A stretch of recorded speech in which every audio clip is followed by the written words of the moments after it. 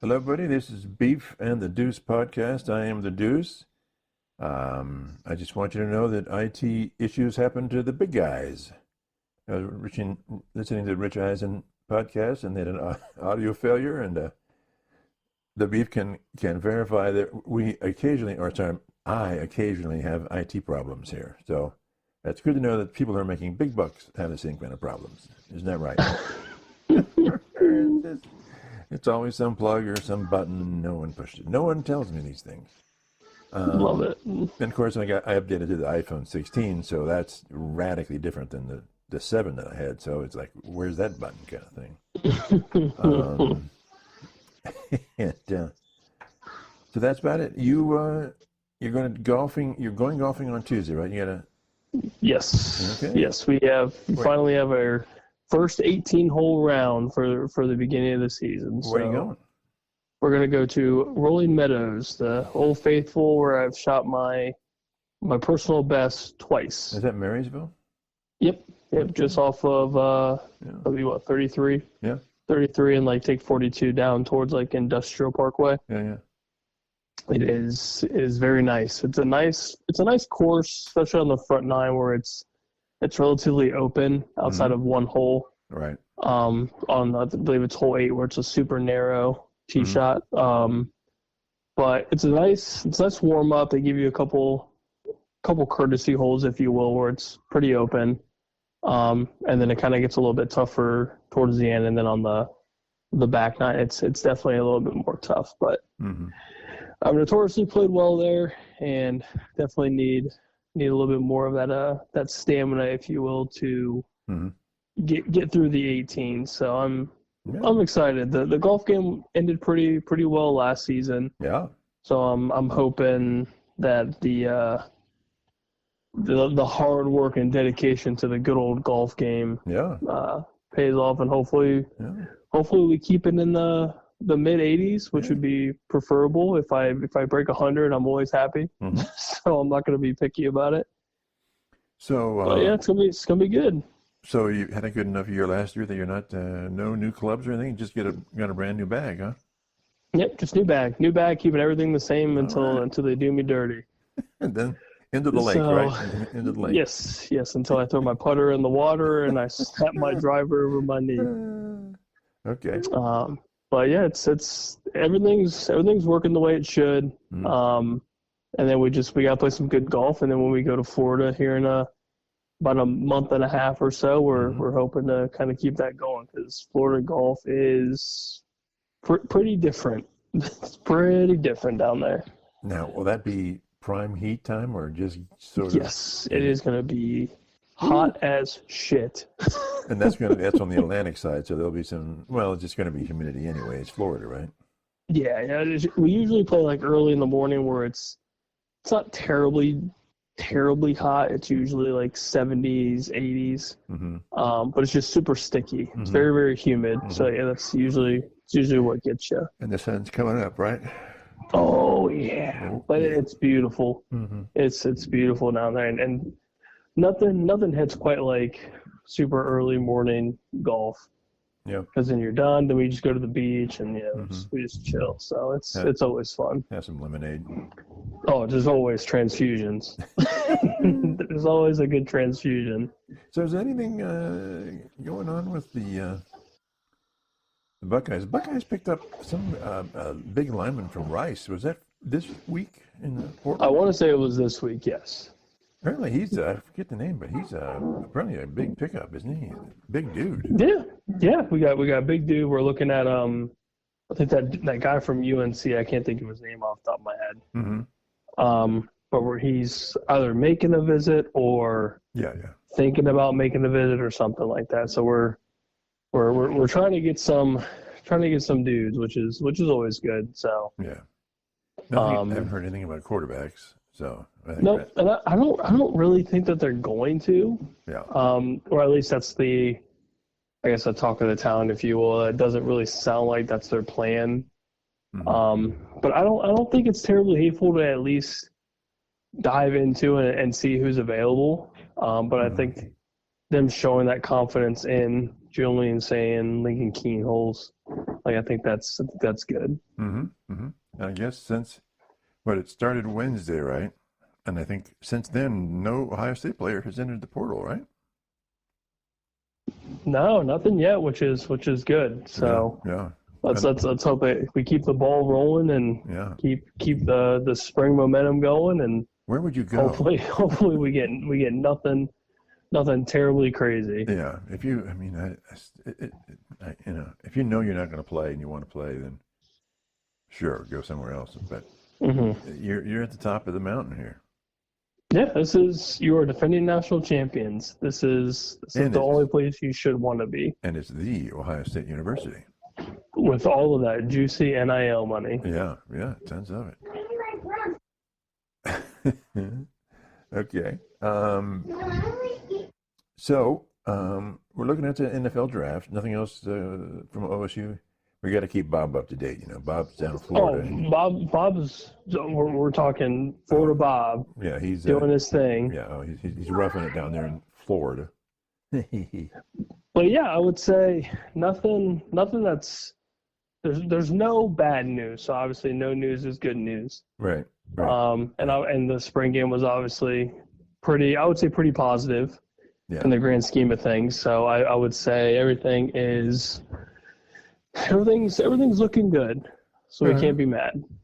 It looked like, obviously, I think Sayin excelled, but there are people say like the week before he wasn't doing very well, but that week he just was on fire.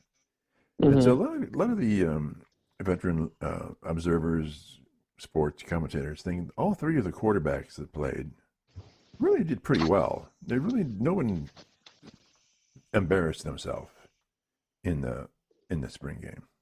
So they all, like, I mean, Sayin and Kleinholz, they're different passers. They're different type of passers. So it's hard to compare them apples to apples. But it looked like Julian just looked comfortable. Looked comfortable, looked confident, had some zip behind his passes. Yeah, he's like, I want the ball to go there, and so there it went. It's just boom. Yep, and Ryan Day has been very, very good to the quarterback classes that have been brought in under his tenure. So I would say Julian Sayin early on is looking like a pretty solid fit in the Ryan Day-esque quarterback room. It wasn't actually Burrow brought in when Day was the OC, and so basically he can almost claim some credit to that too, right? Oh, absolutely. And Joe Burrow is obviously the guy that we know and love. And we can still claim a little bit of that Joe Burrow love here in Columbus. Darn right we can. Ohio boy. Yeah.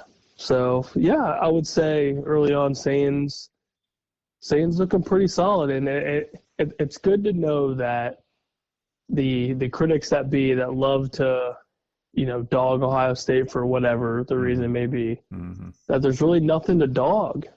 It's all relatively positive. Yeah. Short of actually, hitting the pads. I mean, it's. I wonder how different it'll be since they're going to play Texas day one. That's just got to be. They've got to be ramping up right now, don't you think? I would assume if it's not now, it's very, very soon. Yeah. Yeah, because Texas is a big boy. Arch Manning with all the hype around him. Yeah. Well, we played them in the national championship. Yeah, so there's going to be a little bit of hate there. Yeah, and they're good. And Arch Manning believes he is the best quarterback in the nation. Good for him. So there's and it's very possible. Yeah. But it's also we are traveling to Columbus.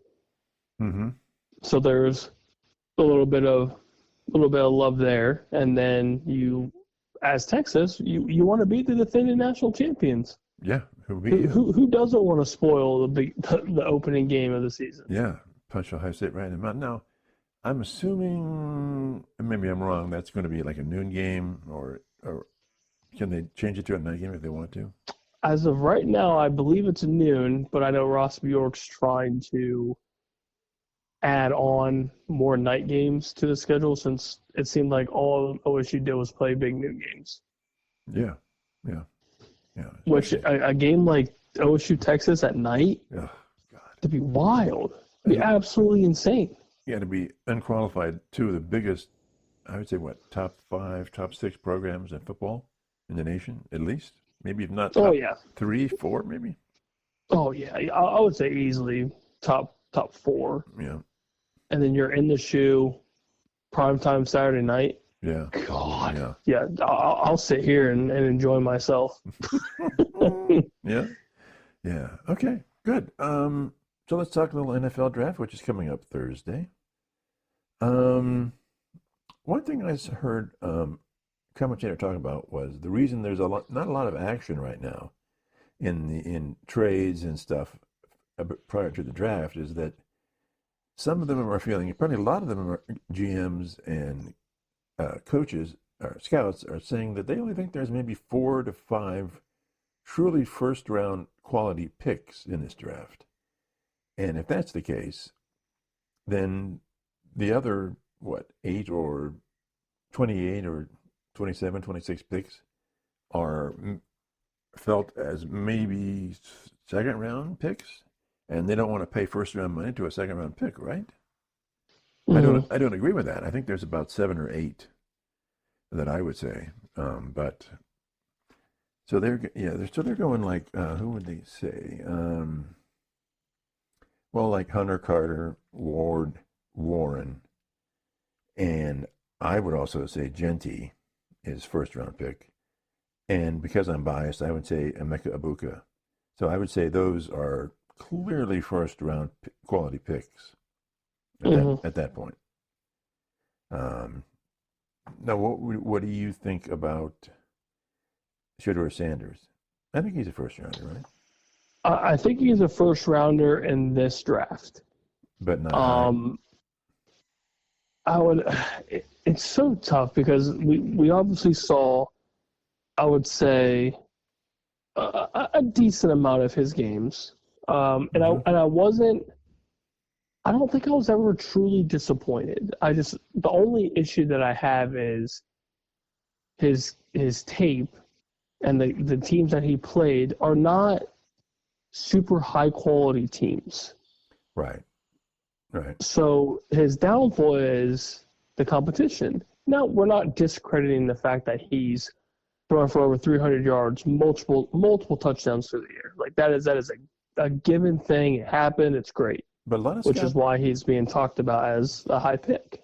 A lot of scouts are saying he doesn't have the big time arm though. He's accurate and he's runs around a lot and very good, but they're discounting his. He's not a Burrow or Mahomes or anybody. Those guys did it. He doesn't have that kind of an arm. Okay, yeah, I could see that because we didn't really see a ton of deep balls. It was just a lot of. He had a lot of completions. There was always I felt like 30 plus completions, 40 plus attempts, like very good numbers. Yeah. So like for him, not to discredit any of his stats or his talent, like I think he's a good quarterback. I think it's just so tough to judge his overall quarterback ability. Right. Is it going to translate well to the NFL due to, kind of the lack of competition? Yeah. One predictor of pontificator about the draft says he's predicting Sanders to go to the Steelers, and the Steelers will trade up to the 8th spot and pick Sanders. Interesting. Yeah, which means they can. And if that's the case, then goodbye, Aaron. Don't need you. Mm-hmm. Right? Interesting. Yeah, and even Aaron said, which is funny we bring up Aaron Rodgers, apparently Aaron Glenn flew him out to New York to talk about the future of the quarterback market, or the future of quarterback for the Jets, and flew Aaron Rodgers all the way out just to tell him that they were moving in a different direction, and then told him basically beat feet. Which is hilarious. That was on the Pat McAfee show, Aaron Rodgers, I guess, when they were talking. Yeah. mention that story, which is That's it's in pretty your funny. face. That is in your face, man. It's pretty funny. Which Yeah. sometimes it's you get a taste of your own medicine, and Yeah. Aaron Glenn wasn't Yeah. really messing around. Which Yeah. I mean, good for him. Good for him. I'll buy the ticket and then tell him to bug off. Absolutely, absolutely. Something. It's like it shows something. I mean, it doesn't seem like Aaron Rodgers has all of that. We want him here, blah blah blah. Sort of, the Aaron Rodgers glory, if you will, like a couple years ago, where it seemed like everybody wanted him. Right. Right. So now, kind of reality set in. Like nobody really truly needs you. Right. Like what's your next plan? It sounds like he may retire, or kind of see what happens post draft. But if, like you said, if Shedeur goes to Pittsburgh, you don't need him. You don't need Aaron Rodgers anymore. Yeah. Yeah. Interesting. And was one of the Steelers linemen commenting on Rodgers and say, "Hey, we're the Steelers. We don't audition for Aaron Rodgers. If he wants to come here, he can come here. Yeah, absolutely. But if he doesn't, don't really care. Don't really care." Yeah. Yeah. At the end of the day, if you want to play here, you're going to come here. Yeah. Yeah. And if you don't want to, then obviously we don't want you. Yeah. I'm going out of my way to pick you up. Yeah. Okay. So how do you feel about that? Do you think that this assessment, I'm saying about 7, and others are saying maybe 5, are the only true first-round quality, or would you say that's baloney? I would say there's a little bit more. Okay. So obviously you've been like, I don't feel like any of the quarterbacks are like necessarily just immediate home runs. I definitely feel like there's a lot of risk with Cam Ward. There's a lot of risk with Shedeur. Jackson Dart's kind of hit and miss, I guess, depending on how you gauge his quarterback play. Mm-hmm. Okay, go ahead. I think Gentry's a home run. Yeah. I think Emeka Ibuka's a home run. Mm-hmm. I think Carter's a home run. Yeah, Abdul Carter's more than likely going to be a home run. I feel like a lot of the offensive tackles that are projected into the first round, like Will Campbell, like that big-ass dude from Missouri, which if I could pronounce his name, I would try. Yeah, I'm not trying. I mean, he's massive, absolutely huge. Yeah, and then there's is it a Keyshawn Banks? Some people are saying he might go to the 49ers. Yep. And then you've got Josh Simmons, Buckeye boy, later on in the first round. I think he's going to be a home run. This guy says he thinks Josh Simmons will be the first O-line picked. And it would not surprise me if he is. Really? I think he's that good. Okay. I think he's that, and he's coming off a national championship team. That's automatically going to boost up your draft stock. Mm-hmm. And I also think a lot of the other shit, like I think Ted McMillan from Arizona, big body. Yeah. I think if he goes to the right spot, he'll be fine. I feel like most of the top receivers are going to be pretty solid. I don't really see anybody like running back wise. I think Omarion Hampton's going to be fine. It just depends on where exactly he ends up. Yeah. Like if you go to the Giants, you're not going to. It's a dumpster fire. If you go to the Jets, it's going to be a dumpster fire. Colin Cowherd thinks he's going to go to. This is the running back, right? Yes. He thinks the Cowboys are going to pick him up. Which I would not be upset. Like truly, if we got him, if we got Travion Henderson, even if we signed Quinshon Judkins in the second round, like I am A-okay with any of those picks. Because I know now, like, we're probably not getting Gentry. He more than likely is going to end up as a Vegas Raider, which is great for them. Absolutely phenomenal for them. Mm-hmm. But yeah, the second overall running back for this class is either Travion or Hampton. So if we get one of those two, like, I'm happy. I am insanely happy with that. Or if we draft a receiver. Mm-hmm. Like Matthew Golden from Texas. Okay. Solid. solid. So I feel like if Jerry Jones wants to win back my love, that he desperately wants, which I'm sure he does. I'm sure he does. You need to draft one of these position players, and I would be okay. Okay. So let's just get into Colin Cowherd gave his. We'll just go off his list. The first 15 in the first round. This is his picks. Tennessee, Cam Ward. That seems logical. Yeah. He is saying that Cleveland will stay at number 2, and they'll pick up Hunter. Okay. That's interesting. I would have, of course, I'm a big proponent of Carter, but what do you think about Hunter being picked up by the Browns? I think they're hoping that. I don't necessarily see Travis Hunter playing both sides of the ball as frequently as he wants to. Yeah. Because it's almost unheard of, especially with how physical this game has gotten. Yeah. And how physically demanding it is. It's almost impossible. I was going to ask I'm not saying that football's never been physically demanding, but it feels like now it's. Especially where he's going to play. Oh, yeah, you're playing in the North, man. And but you're playing cornerback and wide receiver, and that's just a lot of running around. It's just. Yes.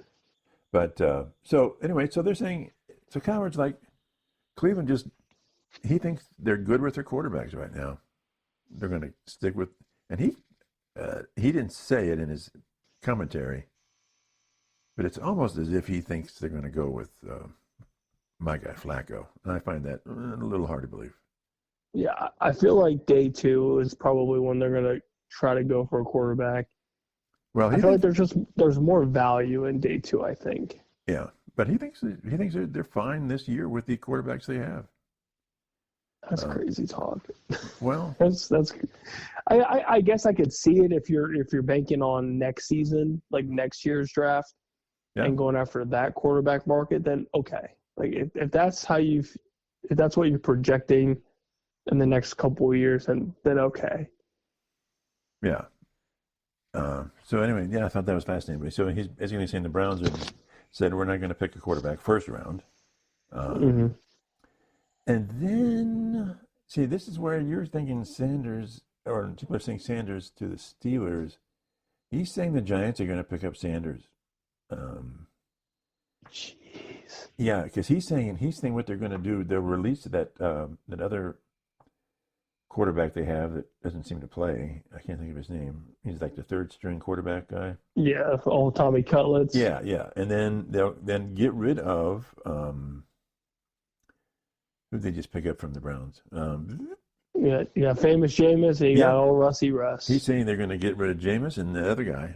They cut him, and then they'll have Sanders they'll have Russell as the first quarterback, and then Sanders as the backup quarterback. That sounds completely insane. Why? Why is it completely? Why? Well, why is it insane? Well, so like the Tommy DeVito deal is just a 1 year. So like if they got rid of him, that's okay. Right. But you also just signed Jameis Winston to a 2-year deal, decent money. I highly doubt you're just going to cut him. Just because you just paid this man with however much guaranteed, like you're not just going to cut him. But I feel like there's too much value at that third pick if they keep it to not draft whoever's best available, which Abdul Carter, or if they want to try to fix at least one of the many issues that they have, get the best offensive line, or hell, if you want to just draft another position player to pair up with Malik Neighbors. Like, I don't think as a Giants fan you're going to be terribly upset about having a 1-2 punch at receiver. Okay. But yeah, I mean, there's just so much that they can do with that third pick that doesn't really necessarily have to be a quarterback. It could be defense. It could be offensive line. It could be anybody for them. It could be literally anybody but a quarterback because you already have 3 in your quarterback room. So you'd be good with Winston and Wilson. Oh yeah, I don't think that's a pretty. That's decent. It's not great by any means, but it's decent for the Giants because they haven't had anything. Yeah, I think it gives them. So I mean, they're not a liability. They're not a liability to the Giants. No, at least you have somebody that is capable of breathing on their own and can throw a football a little bit better than what they've had in the recent years. Okay, all right. And Cowherd thinks that the Patriots at 4 will pick up Carter. Yep. If he's still there, yes. Yeah. Absolutely. And if he's not, I say that they probably go heavy offensive line. Yeah. Yeah. Yeah. I agree. Although I'd love to have him in Cleveland. Anyway. So then he's got at 5 or 1, 2, 3, 4, 5. Yeah, 5. Jaguars picking up a Mason Graham defensive tackle. Oh yeah, big boy, big defensive tackle. Do you like that? That's they need that bad. They've got so many line problems. I mean, they're like the worst defense ever, right? Yep, they got line problems. They got secondary problems. That's a good first step. They're the last in terms of getting to the quarterback. Yes, they definitely need some beef on that interior, so that would be good for them. So you're good with Graham? Oh yeah, that's perfect for them. And then, as you say, Vegas will pick up Genty. I don't think that's a huge problem. And another favorite of mine, he has the Jets picking up Tyler Warren at tight end. I like that pick. I like Tyler Warren. Very good. Interesting. That would be big. It would pair up with Justin and Garrett Wilson. You have a tight end threat. Oh yeah, that'd be great. Pair up with Breece Hall and Braylon Allen back there. Yeah, I like that. Okay. And then Carolina. The McMillan wide receiver. Okay. Yeah, that's not terrible. That's not bad. Yeah. Again, they need all the help they can get. So. Yep, and he's a big body to pair up with Leggett. Gives Bryce Young some big targets. So there isn't really any. I mean, if they pan out at least, there's really not a ton of excuses for him to not hit his receivers because he's got some big bodies out there. Yeah. So that would be big for him. Okay. He has New Orleans next. Will Johnson, cornerback. Yep. If there's not a decent quarterback available at that time, like if they wanted Shedeur and they don't get him, I could see them working on secondary. I could also see them maybe going for Jackson Dart if he's obviously still there. If they really want to fill that quarterback spot, I mean Jackson Dart's prime time right there. There's a lot of debate in terms of these pundits are saying someone's predicted there'll be 4 quarterbacks picked in the first round, and so far in Cowherds, there's just one at the top. So people are just reading the tea leaves wrong, or it's differently, right? How do you reconcile the fact that one guy says there's going to be 4, and Cowherd or somebody else is saying just 1 so far? Yeah, I guess it's more of like obviously you mentioned earlier the lack of trades. There hasn't been a ton of trade rumors or whatever. My assumption is that they believe that's going to happen. Whether it's one of these kind of upper echelon teams trading down to maybe get a quarterback for the future, or the Saints do end up taking a quarterback at their draft pick, or Cleveland being Cleveland, maybe they do what Cleveland does and draft yet another quarterback. Maybe the Giants end up drafting a quarterback. I mean, there's a lot of what ifs, and I don't think there'd also be a lot of surprises if it did happen. just because every year we think, this is the year that, position players are going to rule. And then we end up with just quarterback central for the first round. So that's kind of the tough part, because there really isn't a ton of anything to go off of. But if you're a team that doesn't have a top 10 quarterback right now, isn't it just really tempting or hard to resist not picking up a quarterback? Yeah, especially if there's one that you like. Yeah, if you really are high on somebody, because the quarterbacks are the fancy toys, right? Everyone loves to have the big quarterback, right? Oh yeah, especially with a name like Shedeur Sanders. Yeah, I mean that's going to bring in not just the fan base, that's going to bring in a shit ton of revenue. Yeah, across merch. Any and every platform for your franchise. Yeah, oh yeah. But again, like with the Saints, like this Derek Carr situation's a big deal. Yeah. If he doesn't play for the whole season, and your backup currently is Spencer Rattler, who showed very, very mediocre football. Yeah. Then yeah, you definitely need a quarterback. So if Shedeur is there at 9, I would not be surprised. So based on the idea that there's not a huge amount of true first-round picks, you were talking earlier like Cleveland could trade it and to get more picks at a lower second round or lower first round and not pay as much money for these guys. Wouldn't that make sense to say, well, we don't want to pay these guys huge money because we don't think they're worth it, so we'll just we'll trade some picks to get more picks at a lower level? Or am I crazy? No, I am a firm believer in using or gaining more picks at any way possible. Because the Browns just completely screwed themselves on that Deshaun Watson deal. Yeah. So at the very least, you need to somehow backfill those picks that you lost to fix the issues that you currently have. Yeah. Yeah. Which is offensive line is atrocious and bang the hell up. Right. The Nick Chubb question mark's a big deal. If he's coming back, or how healthy he is if he does come back, that's a problem. Quarterback, obviously. Yeah. If the Cleveland faithful want to believe it or not, like Flacco's not going to save your franchise for very long. Yeah, I don't think he's going to start. Kenny Pickett's proven to have been, insanely average. Yeah. But maybe Stefanski thinks he can take average and bump him up a little bit. And if that happens, then it looks like one of the sneakiest trades in NFL history. But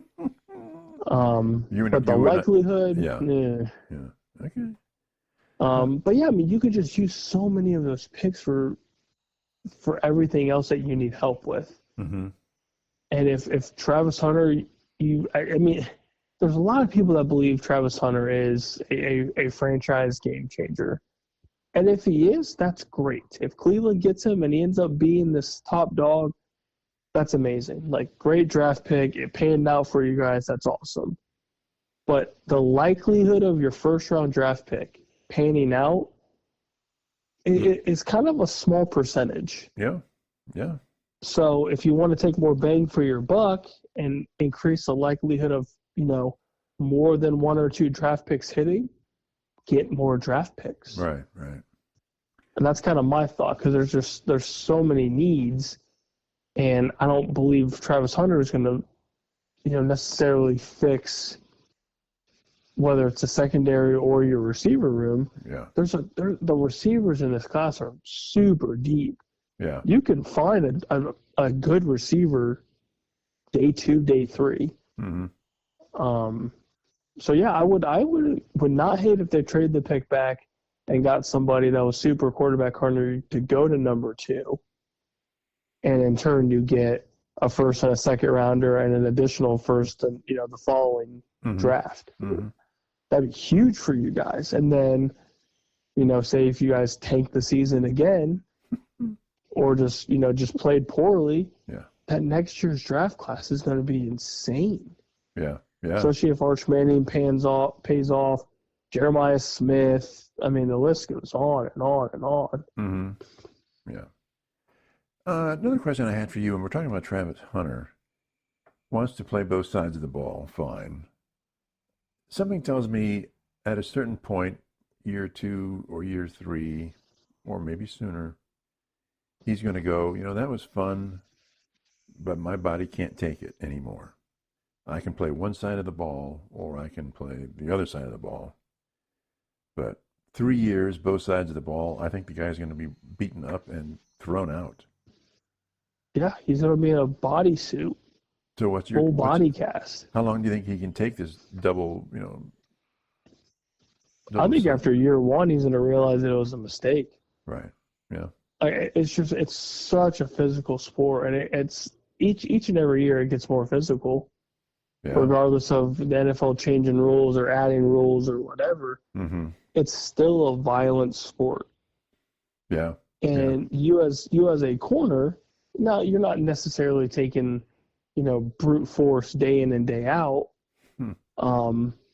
But like you said, it's a lot of running. That's a lot of cardio. That's a lot of endurance. 17 games. Yeah, and that's a 17-game season. If by some chance you're a Cleveland Brown and you do somehow make the postseason, that's additional playing time. And you're also playing receiver who, yet again, runs a lot. Yeah. Runs a lot of routes. Yeah. So also, so it's tough. The defense for the Browns was on the field a lot more than the offense was last year. So that cornerback is going to be out on that field running around, getting hit and taking hits more than if he were on the offensive side of the ball. So I think it's just going to wear more on him if he plays both sides and he's in a cornerback. He's just going to I don't see the Browns offense turning around like crazy in 1 year. I just don't see it. No, it's definitely going to take a couple of years. So at minimum. So I think this is going to be a defensive-led. If they're going to get to the playoffs, it's going to be their defense. So. Yep, I think so too. Which means I don't think they're going to make it. I also believe you. I mean, there's so much offense in the AFC North that it's just sick. Yep, it's going to be tough for you guys to get over the hump for sure. Yeah.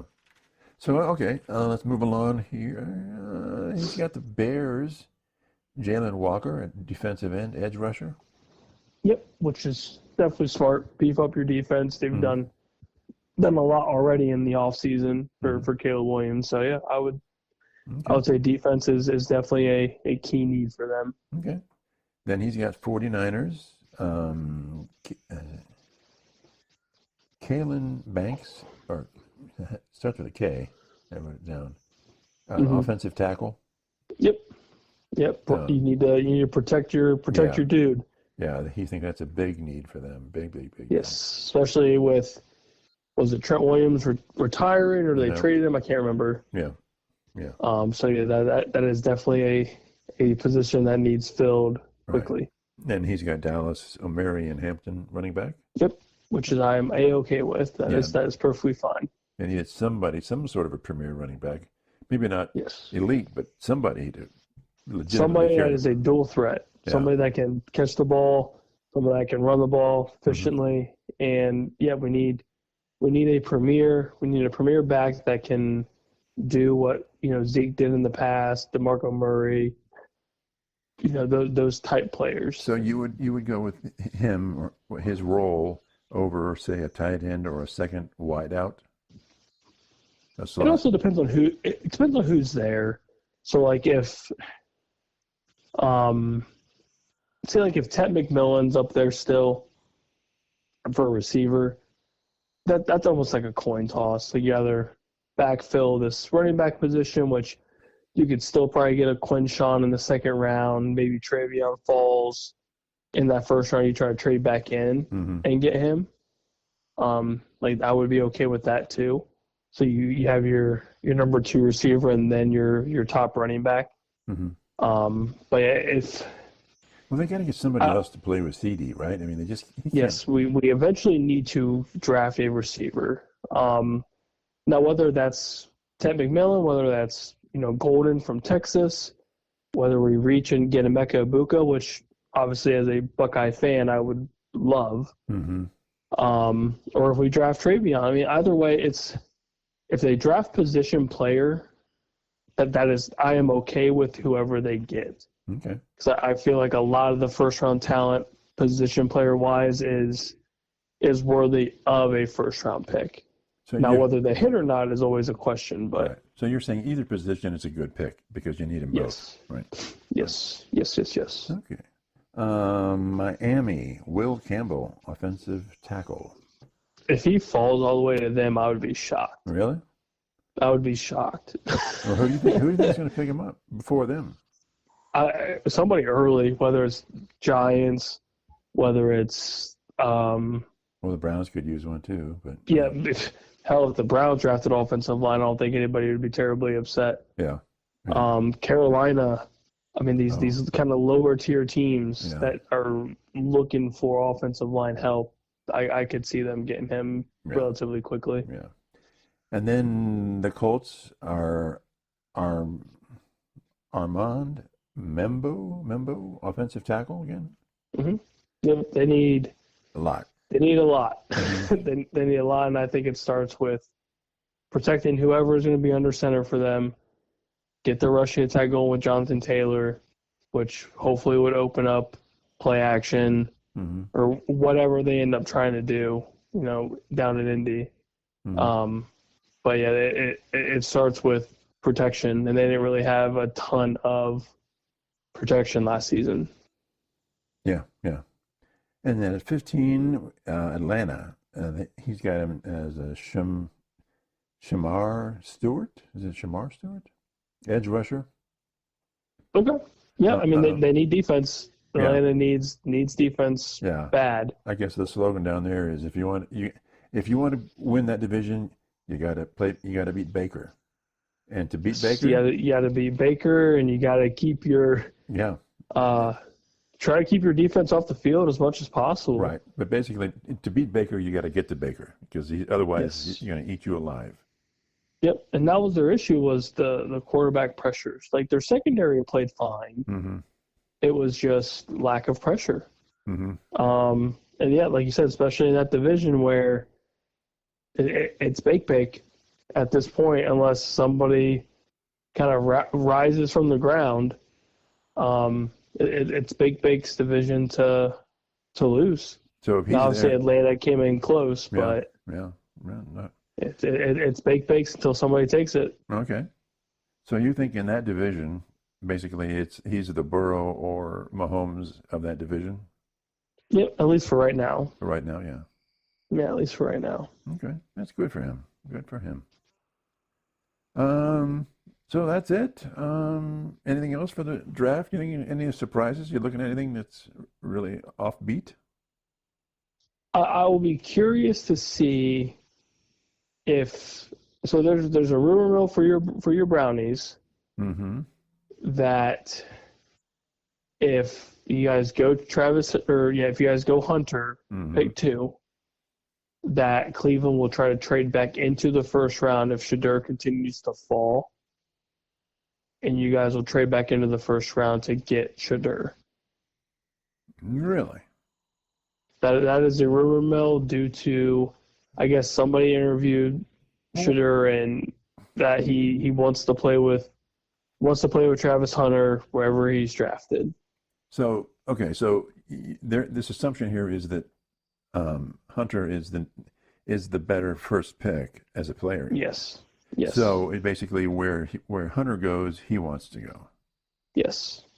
So it wouldn't behoove them to just pick Sanders number 2 because he's still not as good of a pick as Hunter is, correct? Because I feel like if they went Shedeur at 2, somebody's taking Hunter at 3. Yeah. Regardless of who it is, because of the likelihood of him possibly panning out better at one position or the other, or he does play both positions well and does it for his whole career. Who knows? Mm-hmm. But I think the dynamic ability of his athletic ability as a whole is just it's worthy of it, which I can see. I can definitely see it being like you kind of get more bang for your buck because he can play both sides of the ball. So at least for that aspect, and he played it, pretty well. So yeah, I would say that I could see the value in, taking him first.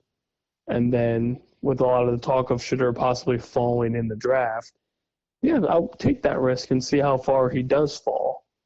Well, doesn't Cleveland? But yeah, I don't know how I feel about that. Doesn't Cleveland have like the 33rd pick or something like that? Yep, they got a very, very early second-round pick. Yeah. So, but you could still draft a quarterback day two, like a Will Howard, or if Jackson Dart falls out of the first round. Then who do they make? There's still possibilities. Then who do they make the deal with to pick up Sanders, though? Exactly. That is the biggest question of that question. Who's willing to take that? Now, you would have to hope that it's like, obviously not a quarterback needy team. Right. But somebody like maybe, I'd have to look at the draft order in even its like entirety. a Cincinnati, maybe, or something like that. Yeah, Cincinnati or like a Houston, but Houston is in dire need of offensive line. Right. So I can't imagine them trading out of that pick. Or like maybe a Philadelphia if it's late first round, which I would be shocked if Shedeur fell that far. Yeah.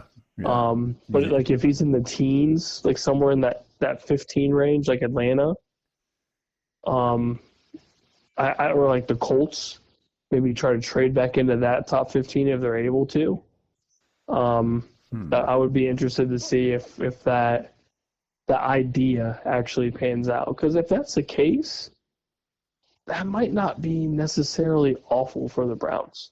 Yeah. It would be interesting, but I don't think it would be something that, as a fan, I don't think you would go, that's weird. I don't know if I like that.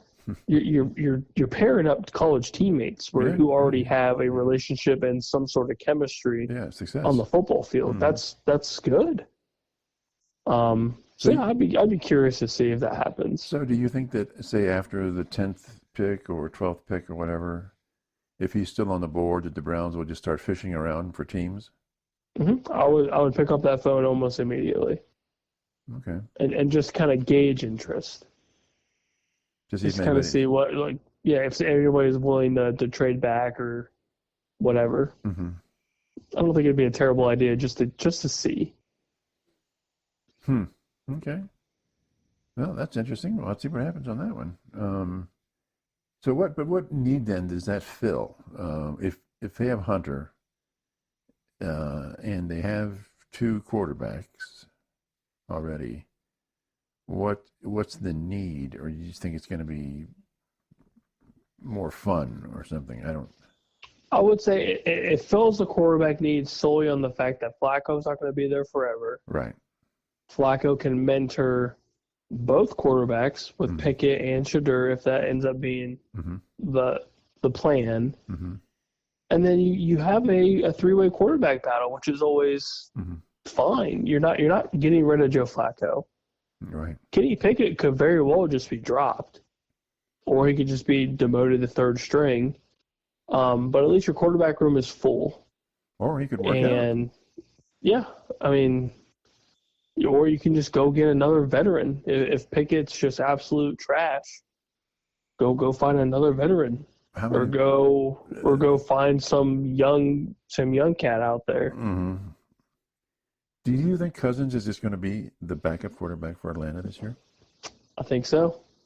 Wow. Unless something crazy happens on draft day. Which is crazy. That is a very expensive backup. Yeah, really. That's a very expensive backup. But Atlanta seems fine with it. I mean, they're like, okay, we got him. I mean, if you don't have a choice. You paid this dude a hell of a ton of money. Yeah. And he played very poorly, so... So who's in the market to pick up his contract, though? Isn't that the key, the guaranteed money? Yeah, I mean, Cleveland is always one to look at. They are always the ones to look at. It's guaranteed that Cleveland's going to pay the money. That's yes. Right. But I don't – maybe Minnesota, maybe. I don't see a team that's willing to just eat that kind of money. All of it. There's going to be teams out there I can – bet my life savings on that if Atlanta eats the majority of that contract, then that they will start fishing. Right. But yeah, if they're just trying to get rid of the majority, if not all, that contract, yeah, if I'm any team, I'd look at Atlanta and tell you get bent. Yeah. I'm not paying all that money. Did you hear the thing that the Browns actually took out an insurance, $44 million insurance policy on Watson's contract? Really? Yeah. So if he doesn't pay, like this year, he's not going to play. They can get $44 million from the insurance. Interesting. Yeah. Part of the contract that no one ever looked at was they had the right to take out an insurance policy on that part of the guaranteed money. So people are thinking, so the Cleveland's not necessarily as broke as, and that will go toward the cap or whatever, however they look at that kind of thing. So they're not as broke as people. Now next year, of course, it's another $46 million, right, or whatever it is. Mm-hmm. But yeah, I guess they can cash in a $44 million insurance policy. Well, that's not necessarily too bad then. Yeah. It's something. Yeah, it's something better than what they're doing. Yeah. It's something. It might be. You guys might be looking up. Who knows? Yeah, looking up at everybody else. Yeah, you guys are just hanging out at the bottom of the barrel. Yeah. So who do you think is going to take the AFC North this year? I like the Bengals. Really? I like the Bengals. I am a believer. Over Baltimore because of Burrow and Joe Burrow, T. Higgins, and Jamar Chase. And getting a better if they up their defense at all. If they get that defense going, because that offense is humming. Yeah. Like, their offense is fine. Phenomenal. But yeah, if you get just a little bit of defensive help, just a little bit, right, it's going to be a game changer. Mm-hmm. Because they arguably have the best offense in college football. Mm-hmm. Or professional football. With Chase Brown in the backfield doing his thing, you've got T and Jamar for 4+ years. Mm-hmm. You've obviously got Burrow locked up probably for life. Mm-hmm. Maybe squeeze in a little bit of O-line help, and like that offense is humming, absolutely humming. Do they know anything about Hendrickson right now? Is he still up in? I think it's still up in the air. They're just going to hold out and say we got you under contract. Yeah, or they're going to try to get a first-round pick out of him. Mm-hmm. Which, if you get a first-round pick out of him, then okay. Like, at least you get some sort of value out of it. Right. If you're not going to pay him, at least you can use that first-round pick to backfill his position, get some offensive line help, get the best secondary player out there. Something. You get some sort of value out of it if you're not going to utilize him as your premier pass rusher on defense. So is I wouldn't be upset about it. His main beef is the fact that they're not paying him as much as he wants. Is that kind of it? I think it's just a money factor for sure. So you can thank Myles Garrett and all those dudes. So Cincinnati basically told him, no, we're not going to pay you that amount. As of right now, I think so. I think that is the issue. He's looking for a certain amount of money, and it's either the Bengals aren't budging and they're stuck with, or they're sitting with whatever they've initially offered, or I guess they're just waiting until the draft and see if they get any calls for him, which I'm sure they will. Oh, yeah. Okay. All right. Well, okay, that's it for us. We'll see what happens on Thursday night. It should be very, very interesting. And the Aaron Rodgers saga continues. All right. See you, buddy, later. Bye.